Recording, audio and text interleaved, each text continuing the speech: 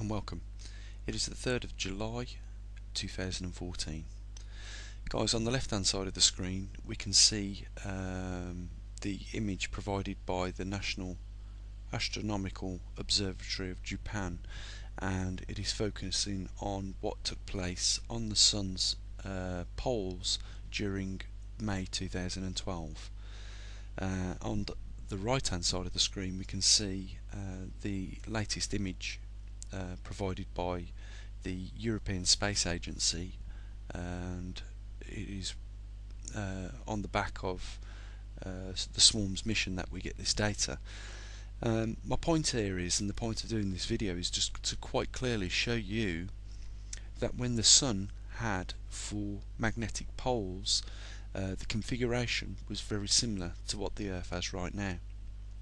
A bit later on in the video I'm going to show you a demonstration with 4 poles that I've put close together, and it gives the same flaring as what we're looking at, albeit exaggerated. Now, you know, the reason why I've exaggerated it is just to bring out the trend in these regions where we have this magnetic flaring on the north left hand side of the pole and the right hand side, and likewise on the south pole.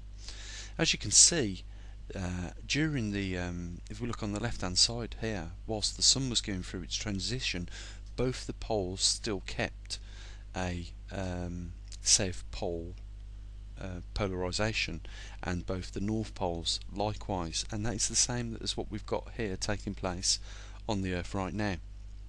Now, up until recently and receiving this data, I was under the influence that it was a single pole that was, you know, migrating due to the magneto within inside the Earth weakening. But it is since I've received this data from the ESA, you can see that what we've got clearly is a splitting of the pole, and that is why it has appeared that the North Pole has migrated from Canada to you know, around about 600 miles or so off the coast of Siberia.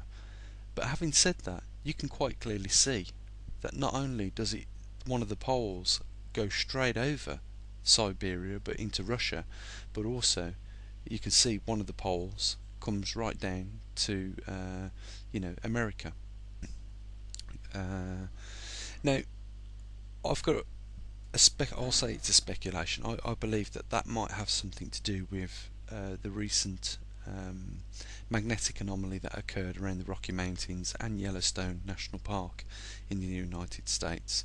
I believe we're seeing right now the transitions of the magnetic poles go through a reversal.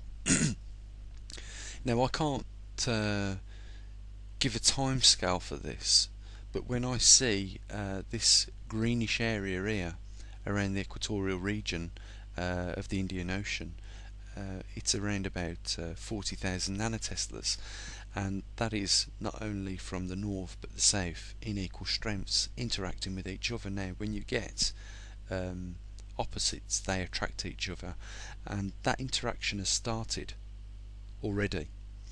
And you know, we've seen the Sun go through its magnetic reversal and we know that, you know, we are, at least if we're seeing what took place on the Sun in May 2012, if we're seeing a similar picture to the Earth, we can say that we are right now at this time going through a, you know, transition stage. I would say that it's probably a secondary transition stage, because the first transition stage would have been the splitting of the poles, which we can see they haven't quite at this moment split completely. There is still some field strength in between the two, but we can see the picture developing. We can see that the intensity of the North Pole on the right hand side is, or at least the side that is over Russia right now, is very intense, and we can see likewise over Canada and America right now. We can also see this massive flaring coming up from the south, you know, breaching Australia now, and like I say, it isn't long when you start to get the interaction of these magnetic poles or field lines that you get some action. And again, I can't say how long that will be. What I'm just pointing out is quite clearly that at this present time, beknownst to a multitude of people on this planet right now, there is a magnetic pole going through its transition. At this present time, this Earth has 4 magnetic poles, and for the life of me, I can't understand why the ESA and NASA haven't come clean about this, haven't received this data, because it seemed blatantly obvious to me. And not only have I pointed this out to you guys, but I've also backed it up with modelling as well, which shows how you form these field lines. In a couple of videos ago I showed you a similar experiment to what I'm going to show you a bit later on in this video, which just rebuts it. And the reason for using this on the left hand side in the changes of the sun's magnetic poles is to demonstrate that a quad pole on a planet or a sun is not an uncommon feature during a transition. But it should say one thing to you guys right now, that we are definitely in a transition phase, and I can only speculate on what will happen, where the poles will form. I just want to point out something to you, that this was well overdue by 500,000 years, according to the the historical records of the magnetic reversals, and it was overdue, and now it's taking place, and it's a very rare event, and I'm just very surprised why there isn't more attention to this. I'm pretty sure if you Google Mindscape, a game on the Xbox or the PS3 or 4, whatever we're at now, you'll find a lot of people are more interested in that sort of thing than their own planet that they reside on. And this taking for granted of these large events and very rare events, in my view, is well, I think it's foolish. Let's just say that, because we don't know what takes place after a magnetic reversal. And some people say, well, the sun's goes through its magnetic reversal every 11 years. Well, solar cycles do last 11 years, and at some point they will reverse. But this time, back in 2012, when it went through solar cycle 24, we had an unusual reversal of the pole on the sun, whereby it developed a quadpolar configuration, and we've got the same quadpolar configuration on the Earth. And the other thing I want to point out is the dynamics of the two, the sun and the Earth, are very different from each other, in the fact that the Earth has an outer crust, the sun does not. Our sun, if you like, is on the inside of this planet, or beneath the crust. So there are different dynamics. So you can't just for that sake say, oh, nothing will be frightening about the next one, because we just don't know. Is the honest answer. We don't know. As scientists, we don't know exactly what the inner core of this Earth is made of. We suspect there is a molten iron nickel ball within the centre. We've not been able to, even though we understand that there is a dynamo effect, which is called the magneto, that produces these dipoles and the magnetism of the Earth, and therefore gives us our magnetosphere, which is a protector of cosmic rays. We don't know exactly how they work, and we've tried to replicate them in laboratories and build models, and none of them have been successful in doing so. So there's a lot we don't understand, and to just take this rare event that rarely occurs on this planet for granted doesn't seem very wise to do. What we can say is that over the time period that we have noticed the magnetic pole migrating in between, or the splitting of the pole. That's what I'm going to call it from now on. I'm not going to call it the migrating pole. I'm going to call it the splitting of the pole, because that is exactly what we've been tracking. Because slap bang in between the two of these north polar regions is where your compass heading will point to, the north. So, whilst this has been happening, myself and a lot of other scientists have been noticing changes, but there has been patterns to the change. As for the last 100 years, the pole has been migrating, or splitting now, as we'll call it. We've been having events increase in magnitude, such as earthquakes, hurricanes, jet streams have been behaving strange, to say the least. More volcanoes erupting, earthquakes on larger magnitudes have been happening, and as we've been coming up close to the recent time that we're at right now, these events are becoming more frequent, and like I say, the magnitude of them are increasing.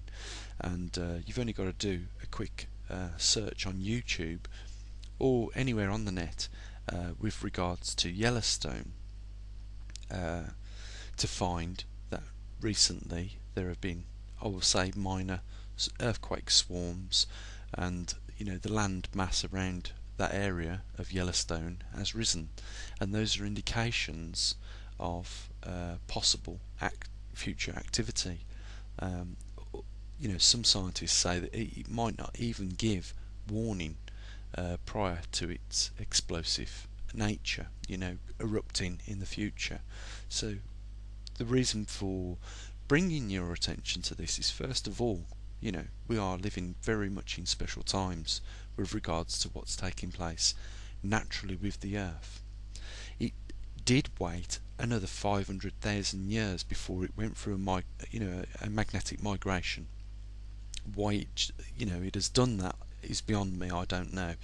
I mean, it's a similar scenario for Yellowstone volcanic activity. Some say it's 60,000 years overdue an earthquake, an eruption. So both of these two could coincide with each other and possibly cause eruptions. The other thing I will note and make a brief mention of is the Pakistan island that pushed itself up out the ocean floor, and there was another one in China. Are these signs of tectonic weakening around the Earth? And is it in relationship to the splitting or weakening of the magnetosphere and the wandering poles right now? And I believe so, because some of the experiments which I carried out with magnetism, and we've probably pushed and pulled and poked and snapped and broke magnets now in most fashions. One of the ones we carried out was when we introduced heat to it and we weakened its effect, or its ability to be a magnet, to the point where we'd made it an inert magnet, so there was no poles recognisable at either end of the magnet through creating heat. Now, I would expect, get more volcanic activity if the core of the Earth was heating up. You would also get more earthquakes. You would also get these effects where small islands was able to break through the sea floor and push themselves up above the sea surface. And also you would have a weakening pole if the core was getting hotter. Now, I had introduced you to some research by Livingston and Penn with regards to what's taking place on the Sun a few times. Now I've showed you that data, and it states that by 2015 it will be very difficult for the Sun to form any sunspots after that point, because of the magnetic gauge was dropping, and that was in relationship to an increase in the surface heat of the Sun's surface. So again, we see the fact that the Sun's surface has heated up, and it's weakened the magnetic ability for sunspots to form in the first place. And I say that is what is taking place on our planet right now. And I believe, this is something that when these events happen, as they have, it's quite possible an outer solar system phenomena that has taken place and has been responsible for the increase in core heating in the planet Earth, as well as the sun itself.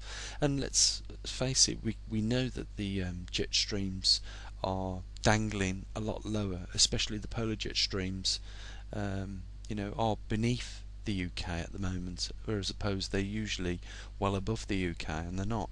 And we see the similar thing taking place on Jupiter back in 2009, whereby the lower belt disappeared completely. So again, it's not just something that's related to just the Earth and the Sun, but also we're seeing these things, these changes with other planets within our solar system. And that's why I say something from outside our solar system must have affected the whole of the solar system, and it's got to be on a grand scale if it's going to affect our Sun because of its size.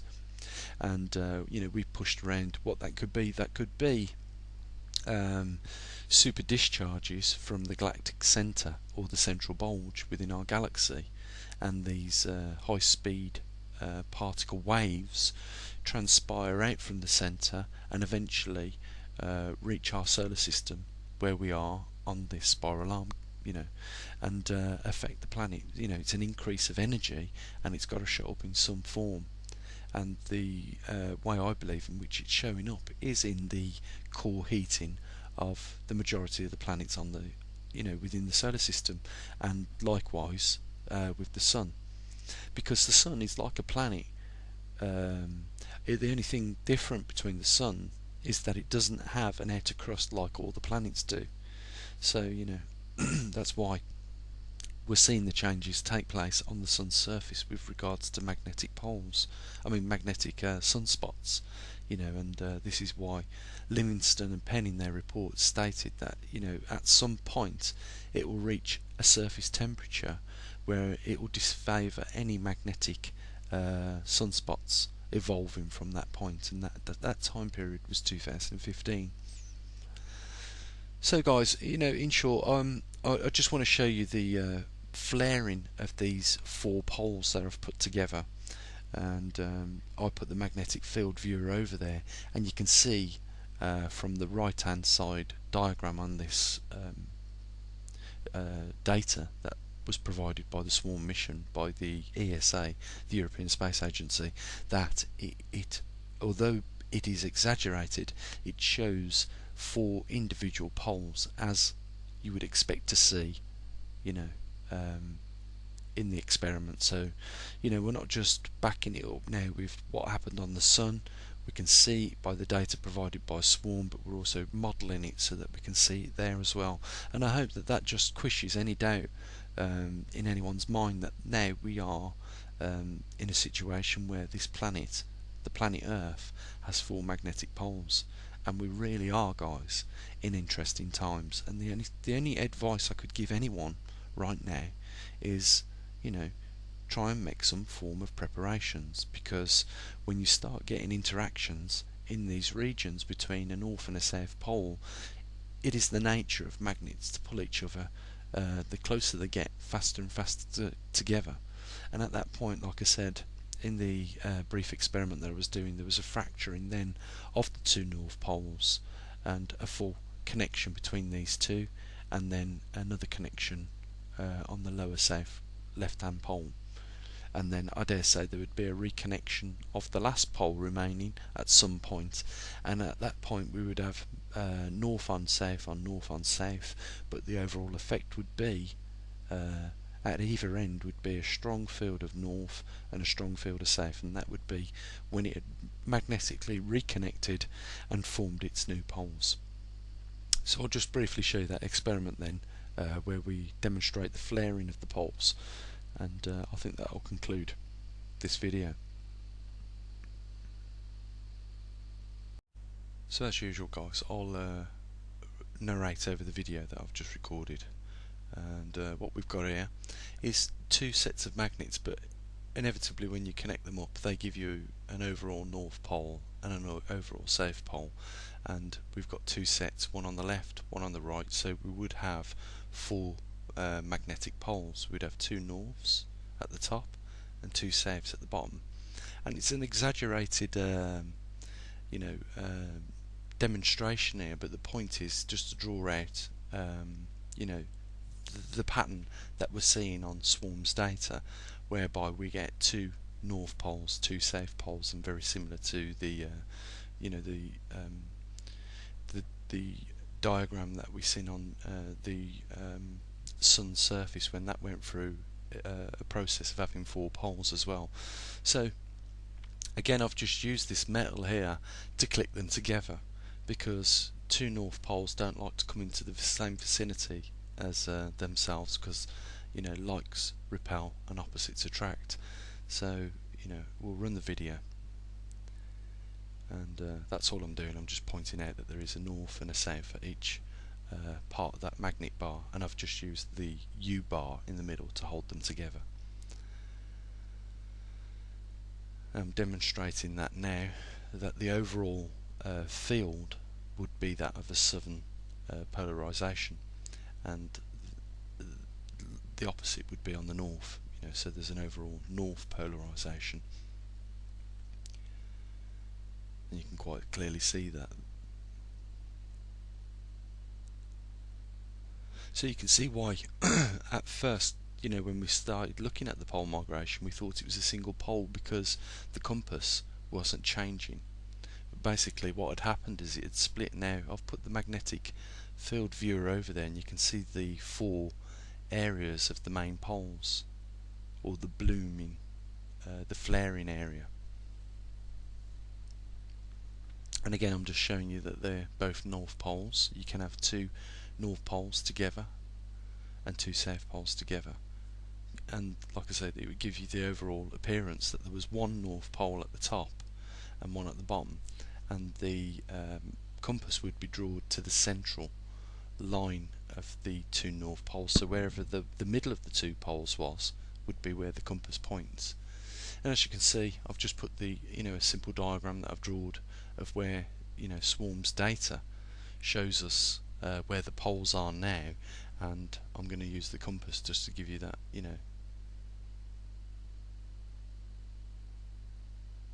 information that shows again the north poles are both reading north poles and the south poles are both reading south, but there is, when we remove all of this, four poles underneath, and that would be four poles within our core, or where at least the magneto is generated.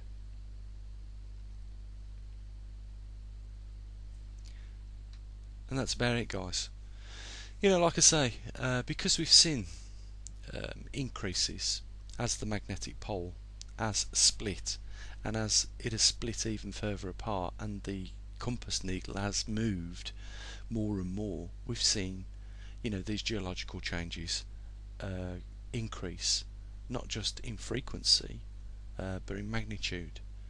And the reason why that I'm saying this now, guys, to you is that I do feel that you shouldn't take this time that we're living in right now for granted.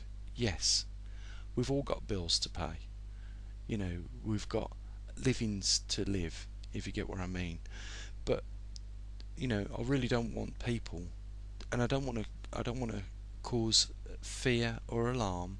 What I want you to do really more than anything is just be aware of the situation which is taking place right now, and that it hasn't taken place for such a long time, 780,000 years according to the historical records, and we don't know what is to come next. We don't know what is involved in a magnetic reversal of the Earth. And I keep mentioning this, but those two NASA employees have said the same, and nobody really knows, as they said, whether this is a catastrophe we're looking at or a minor magnetic anomaly. Now, I do see evidence which shows that there is some pre-planning by a few Western governments.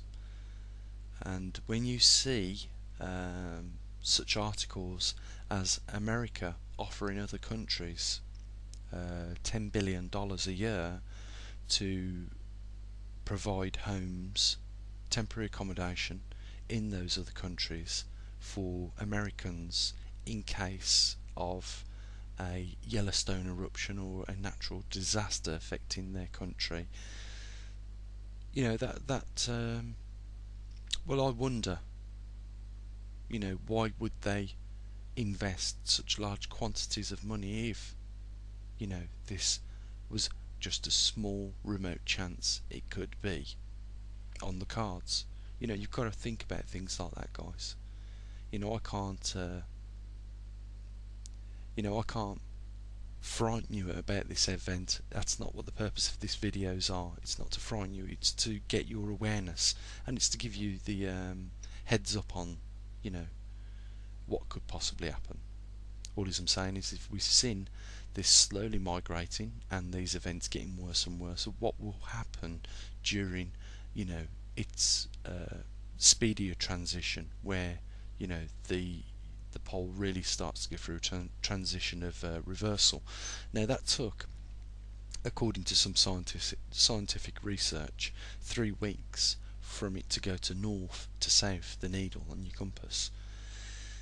I'm just worried that if we've seen this event moving very slowly over the last 100 years and gradually picking up, that we could be experiencing a lot more in a short period of time physically on the surface of this planet within our countries. Yellowstone is one of the concerns. Of course, you would have to include that in, especially as it is 60,000 years overdue an eruption of some sorts. So, guys, when I say this, I hope at least a few parts of it does sink in. Being prepared and not having to use those preparations is not really going to cost you a lot. But not being prepared and having to face, what could possibly be a catastrophe, a global catastrophe, might give you more. Well, let's just put it this way: it's going to give you a lot more than what you would do if you hadn't took those precautions. Even the Filipinos, during their hurricane, the largest ever to hit land, said we never expected it to hit us, and I'm sure the same was for when the tsunami hit Japan.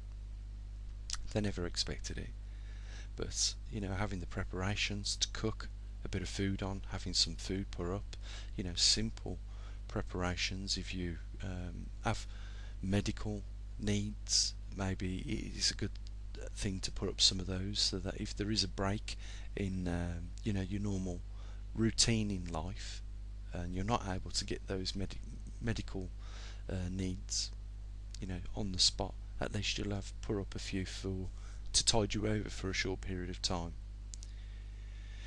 And you know what, guys, I don't want to go on anymore. I've always said, be prepared. If you're not prepared now, maybe it's a good time to think about it. Do you want to look your loved ones in the eyes, having had some prior warning of these events that could likely turn into a catastrophe for us all, and not done anything about it? That's what you have to live with at that time. And I think any one of us that didn't do that, didn't take, or prepare those, few things, and found ourselves in the situation, would be regretting it deeply. That's what I would rather you not do. So, guys, try not to let it ruin your day. The information is about awareness, and that's what that's what science is unraveling the understandable at the time, trying to make a prediction, and hopefully you get it right without causing too much of an alarm. I'm not going to say anymore, guys. I'm going to let you carry on with your day. I'm going to say what I usually do. There's a link down there if you want to support the channel. You can do so. And as always, guys, bye for now.